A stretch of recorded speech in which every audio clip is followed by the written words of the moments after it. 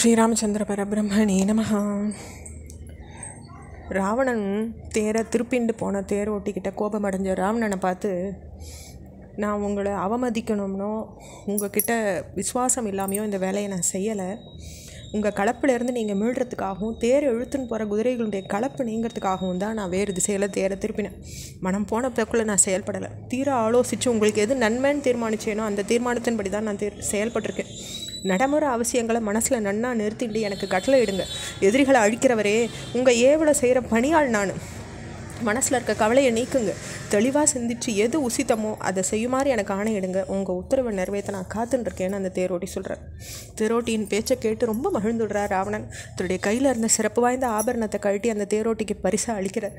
எதிரிகளை கொண்டு வீழ்த்தாமல் ராவணன் யுத்தகலத்தை விட்டு வளர்கிறது இல்லைன்றது நீ அறிஞ்சது தான். அதனால் விரைவாக ராமர் இருக்க இடத்துக்கு என்ன தேரை செலுத்தின்னு போன்னு சொல்லி உத்தரவிடுறார். தேரோட்டி உடனடியாக அதை நிறைவேற்றுறார். ராவனுடைய சிறப்பு வாய்ந்த தேர் மீண்டும் யுத்தகலத்தை நோக்கி திரும்புறது. இதுக்கிடையில் ராமரும் கூட ராவணனோடு நடந்த கடு யுத்தத்தின் காரணமாக கலைச்சிருந்தார். இவனை இறுதியாக வெல்றது எப்படின்றத பற்றி ஒரு மனத்தெளிவு ஏற்படாத நிலையில் அவர் சிந்தனையில் ஆழ்ந்துட்டார். அப்போ பல தேவர்கள் கந்தர்வர்களோட ரிஷிகளும் சேர்ந்து ராவண யுத்தத்தை ரசிச்சுட்டு இருந்த போது சிறப்பு வாய்ந்த அகஸ்திய முனிவர் ராமர்கிட்ட வந்து பேச தொடங்குறார். பெருந்தோள் படைச்சவனே ராமா, என்றைக்குமே அழியாத ஒரு ரகசியத்தை உங்ககிட்ட சொல்கிறேன். அதை கவனமாக கேட்டுக்கோ. நான் சொல்ல போகிறது ஆதித்ய ஹிருதயம் அப்படின்ற துதி. இது சாஸ்வதமானது, புனிதமானது, அழிவில்லாதது, எல்லா பாவங்கள்லையும் ஒழிக்க வல்லது, எல்லா எதிரிகளையும் அழிக்க வல்லது, குழப்பத்தையும் துன்பத்தையும் வேரோடு அறுக்கக்கூடியது, ஆயுளை வளர்க்கக்கூடியது, பெரும் சிறப்பு வாய்ந்தது, தேவாளாலையும் அசுராளாலையும் வணங்கப்படுறவனும் உலகுக்கே ஒளி தரவனும் தினம் தவறாமல் தோன்றவனுமான சூரியனை பற்றின துதி அது. உலகத்தை மட்டும் இல்லாமல் தேவர்களை கூட மகிழ்விக்கிறவன் வாழ வைக்கிறவனும் சூரிய பகவான் தான். அவனே பிரம்மா, அவனே விஷ்ணு, அவனே சிவன், அவனே முருகன், அவனே பிரஜாபதி, அவனே தான் இந்திரனாகவும் இருக்கான், அவனே தான் குபேரனாகவும் இருக்கான், காலனாக இருக்கான், யமனாக இருக்கான், சோமனாக இருக்கான், அவனே வருணன், அவனே அனைத்து பித்ருக்களும் ஆவான், அவனே வசுக்களும் ஆவான், அவனே அஸ்வினி தேவர்களும் ஆவான், அவனே மருத்துகளும் ஆவான், அவனே மனு, அவனே வாயுன்றார். அக்னி பகவானுடைய அம்சமும் அவன்தான், பருவங்களுடைய காரணமும் அவன்தான், ஒளியின் இருப்பிடமும் அவன்தான், உலகத்தின் மூச்சு காத்தா இருக்கக்கூடியவனும் அந்த சூரிய பகவான் தான். இந்த சூரிய பகவானுடைய சிறப்புகளையும் பெருமைகளையும் வர்ணிக்கிற துதிகளை சொன்ன அகஸ்தியர் இறுதியாக ரகுகுலத்தில் உதிச்சவனே, சூரிய பகவானை மேற்கொண்ட துதிகளால் போடுறவனுக்கு சிக்கலான நேரங்கள்லையும் சோதனையான காலங்கள்லையும் பயத்தை ஏற்படுத்தக்கூடிய ஆபத்து காலங்கள்லையும் எந்த துன்பமும் நேரிடுறது கிடையாதுப்பா. தெய்வங்களாலேயே போற்றப்படுற அந்த சூரிய பகவானை முனைப்போட ஒத்த ஒருமித்த மனசோட 3 முறைகள் மேற்கண்ட துதிகள் மூலமாக வழிபட்டு வர்றவன் யுத்த காலத்தில் வெற்றியை தான் பார்ப்பான். நான் சொன்ன வகையில் சூரிய பகவானை வழிபடு, ராவணனை இந்த நொடியிலேயே நீ வெண்ணுடுவேன்னு சொல்லி அகஸ்தியர் ஆசீர்வாதம் பண்ணுறார். அங்கேருந்து விலகிறார். மனசை அடக்கினவரும் பேராற்றல் படைச்சவனுமான ராமர் அகஸ்திய முனிவரின் உபதேசத்தை கேட்ட உடனேயே மனசில் இருந்த குழப்பம் நீங்கினவர் ஆயிட்டார்.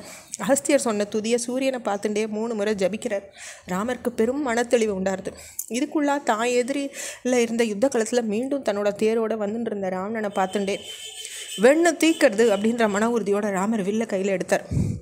பல தேவர்களோடு நின்றுட்டு இருந்த சூரிய பகவான் ராமருக்கு ஏற்பட்ட மன உறுதியை பார்த்து ராவணனின் முடிவு காலம் நெருங்கிட்டதுன்றதை உணர்ந்து ரொம்ப மகிழ்ச்சி அடைகிறார். விரைவில் செயல்படுன்னு ஆசீர்வதிக்கிறார். இப்போ இடி போன்ற சப்தத்தை எழுப்பிண்டு பெரும் மேகம் நகர்ந்துட்டு வர்றது போல் தன்னை நோக்கி வந்த ராவணனுடைய தேர் வர்றதை ராமர் பார்க்குறார்.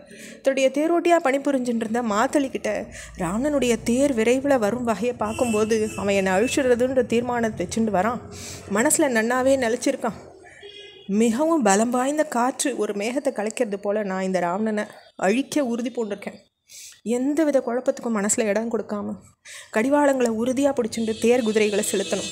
யுத்த காலத்தில் எப்படி செயல்படுறதுன்றது இந்திரனின் தேரோட்டியான உனக்கு நான் சொல்ல தேவையே இல்லை. ஆனாலும் இந்த யுத்தம் பற்றின ஒரு முனைப்போடு என் மன நிலப்பெற்றிருக்கிறதுனால உன்னை இந்த வார்த்தைகளை நான் சொல்ல வேண்டியிருக்குன்னு சொல்கிறார். மாத்தளி தேரை விரைஞ்சு செலுத்துகிறார். இதையடுத்து தங்கள் திறனிலேயே ரொம்ப நம்பிக்கை வச்சுட்டு இருந்த ஒன்று அழிச்சிட உறுதி பூண்ட 2 சிங்கங்கள் போல் ராவணனும் மோதுறாங்க. அங்கே ஒரு பெரிய யுத்தம் மூடுறது.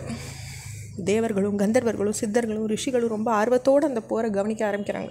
அப்போ ராவணனுடைய அழிவை குறிக்கிற வகையில் பல துர்நிமித்தங்கள் அங்கே தோன்றுறது. ராவணனுடைய தேர் மேலே ரத்த மழை பொழிஞ்சுது. இதனுடைய தொடர்ச்சியை அடுத்த பகுதியில் பார்க்கலாம். ஸ்ரீராமச்சந்திர பரபிரம்மணே நமஹ.